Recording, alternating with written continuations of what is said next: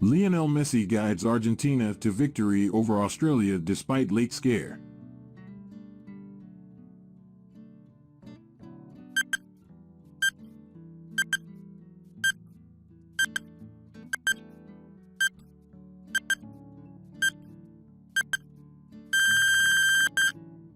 Nothing this precious ever came easy.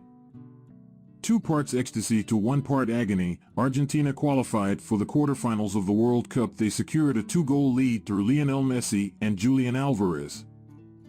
Played some of their most unfettered and spellbinding football of the tournament and peppered the Australian goal with shots during a gripping second half. And yet, did you expect Australia to sit down and accept their fate?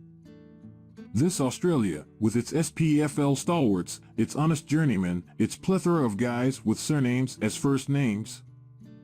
Australia took the hard road to Qatar, and they took the hard road out of it, outgunned but never outrun, even burgling a late consolation goal and threatening a staggering shock. They may not be stuffed with household names. They may have been given the runaround by the world's greatest player for an hour.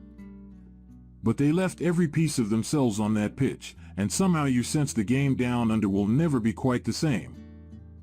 The wild exuberance of Argentina's celebrations at full time gave the game away.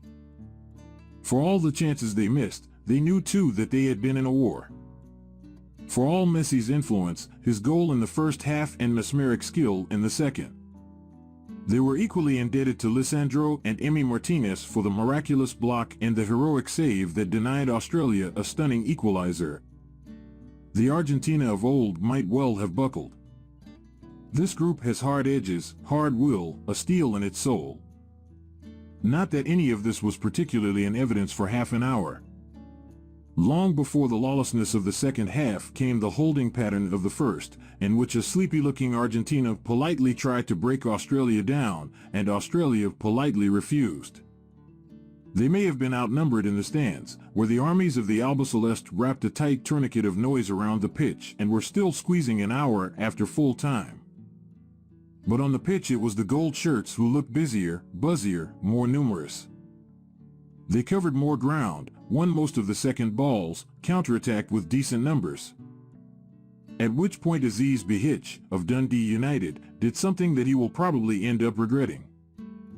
It was 10 minutes before halftime and Messi was tussling for a ball near the right touchline. Behich barged him off it, grabbed a piece of his shirt and gave Messi a sharp Melburnian sledge, the contents of which will sadly be lost to history. Messi's angry reaction was the first real human moment we had seen from him all night. Maybe it meant something. Maybe it meant nothing. All we know is that a few seconds later, Messi collected the ball on the right wing, knocked the ball to Alexis Mac Allister 30 yards out and charged into the penalty area. With a speed and conviction not always seen from him in this tournament. He picked up the return pass via the touch of Nicolas Otamendi and slid the ball into the bottom corner the way he has done several hundred times before, but never through the legs of Harry Souter, of Stoke City. It was his first kick in the penalty area all game. Lionel Scaloni switched to a back three in the second half, and as the game began to stretch, Argentina now had a width and verticality that suited them. They were playing with more energy now, more brio and swagger, more spite in the press. Messi made a couple of brisk runs that evoked his electrifying peak.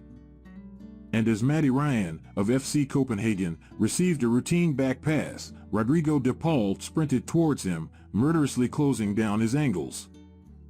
Ryan tried to dribble his way out of trouble. It was a moment of pure impulse, the sort of act where you can already hear the whoops of acclaim from the crowd, perhaps even glimpse your fleeting moment of viral fame. Unfortunately, in ducking clear of de Paul, he forgot that Alvarez was lurking behind him. Alvarez nicked the ball. Alvarez finished beautifully.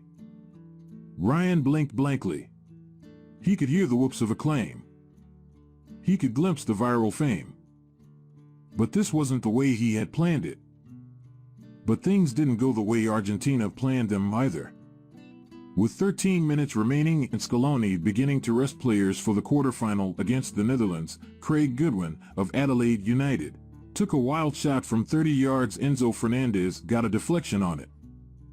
And somehow a second later the ball was looping into the top corner, with Emi Martinez totally flummoxed. For a few minutes Australia's players shook with belief, their fans with disbelief. In the dying minutes Behich was denied by Lisandro Martinez after an exhilarating dribble. Next Garancourt found himself alone with Emi Martinez, who saved his shot with a flying left hand. Argentina breathed again, and now they dream again. What do they have left to give? From the very start this has been a campaign fueled by tears and drama, pure faith and pure want. Is it healthy to expend this much emotional energy this soon? If you're emptying the tank against Australia, where do you go next? How long can an imperfect team keep riding the wave of desire? Mercifully, thrillingly, we are about to find out all the answers.